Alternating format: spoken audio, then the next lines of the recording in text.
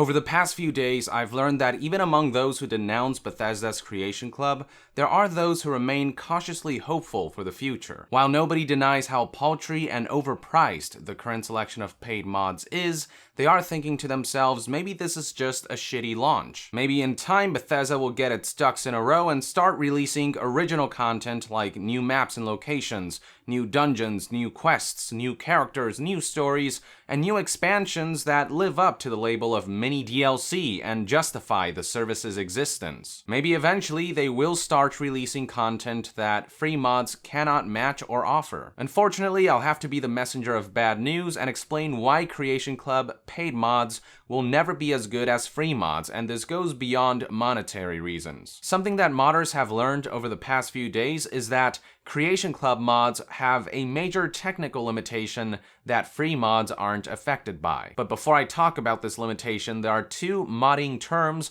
that I need to explain. Now, keep in mind, I'm not a modder, so my explanation is going to be very basic, and it's based off of some basic research. So if there are any modders out there who'd like to provide additional input after watching this video, drop a comment below. So the first term you need to know is form. In the official Creation Kit wiki page, forms are defined as each of the objects in the currently loaded master files and plugins, including those found in the object window as well as not found there. Actors, factions, packages, cells, references, etc. are all forms. The second term you need to know about is records, which is explained in the Creation Kit wiki as follows.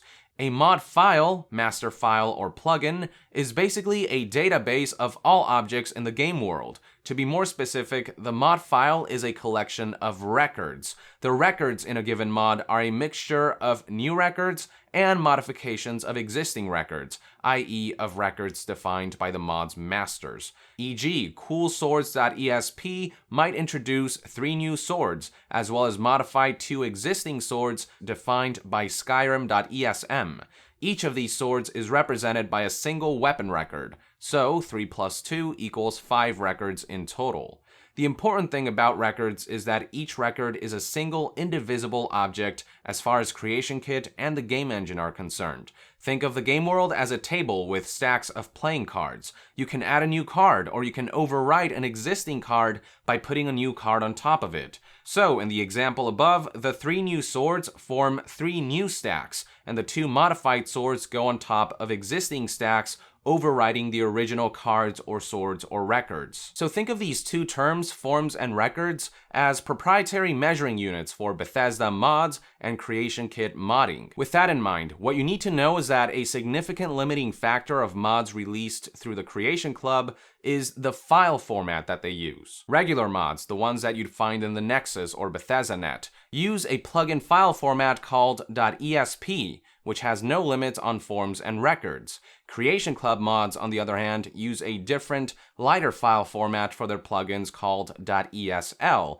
which, according to the wiki, has a budget of no more than 4,000 forms. Now, I've been looking through forums to find elaboration from people who are more familiar with mods, and the first thing that I found is that the terms form and record are used interchangeably. Some people say that the ESL file format has a 4,000 form limit. Others say a 4,000 records limit, and I've even seen some say a 4,000 record form limit. It's also worth noting that others have provided a more specific figure, stating that the limit is exactly 4,096 records for Creation Club mod files. As someone who isn't familiar with modding, I'm not sure which terminology is the correct one, but the term record seems to be quite common, and it's easier to understand with the deck of cards analogy that the wiki provided, so that's the term I'll be using for the purposes of this video. All you really need to keep in mind is that whereas regular mods don't really have a severe limit when it comes to how big they can be, Creation Club mods have a limit of 4,096 records. What does that mean in practical terms, you ask? Well, let's put it this way. The Creation Club's Horse Armor mod by itself is around 300 records, while the Automatron DLC, which is pretty small and only takes a couple hours to beat, is around 50,000 records. Taking all this into account, Creation Club mods can only fit around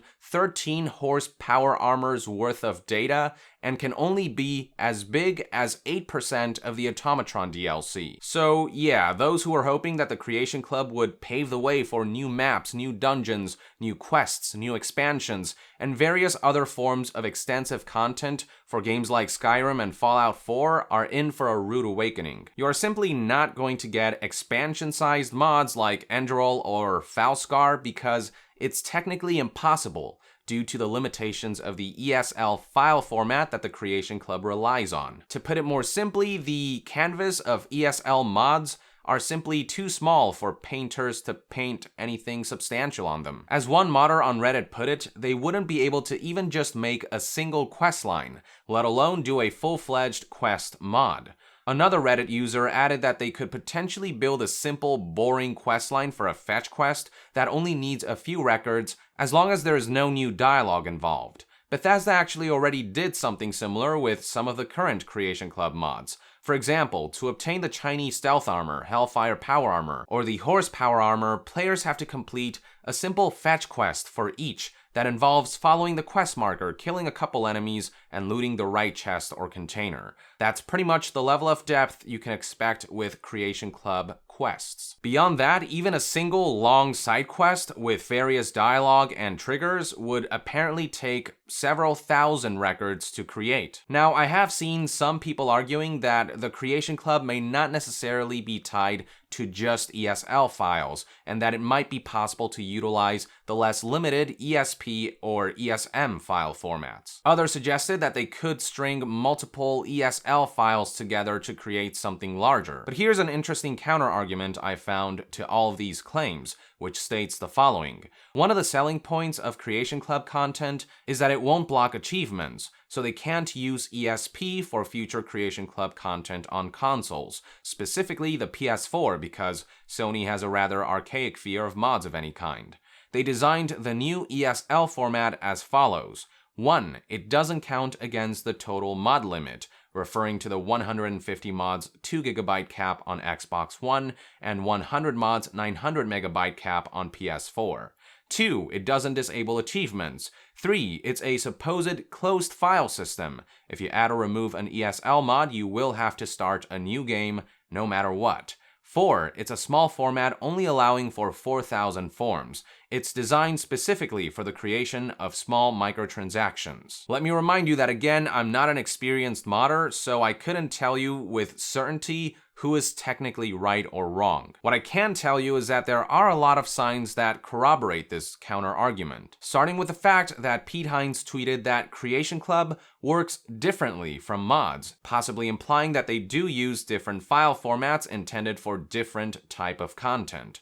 I should also add that if the Creation Club truly were capable of supporting expansion-sized quest mods and the like, you'd think that the service would have launched with at least one of those. Furthermore, if the Creation Club truly were intended to release expansion-sized quest mods, you'd think that they wouldn't have implemented microtransactions practices like in-game currency. After all, what game do you know that sells a constant stream of questlines or expansion-sized content through microtransactions and in-game currency? As far as I know, every microtransactions place that I've encountered has mainly sold micro content like skins, armors, weapons, items, gear, etc., the exact type of content that the Creation Club launched with. The writing's on the wall from where I'm sitting. The Creation Club won't be any different from your usual microtransactions marketplace out there. Based on all the evidence, I can only surmise that overpriced micro content are as good as these Creation Club mods are going to get. So what you're left with is a service that is anti-consumer with its paltry, overpriced content that's sold through microtransactions practices, anti-modding with how it's basically competing against its own community with inferior content, I might add,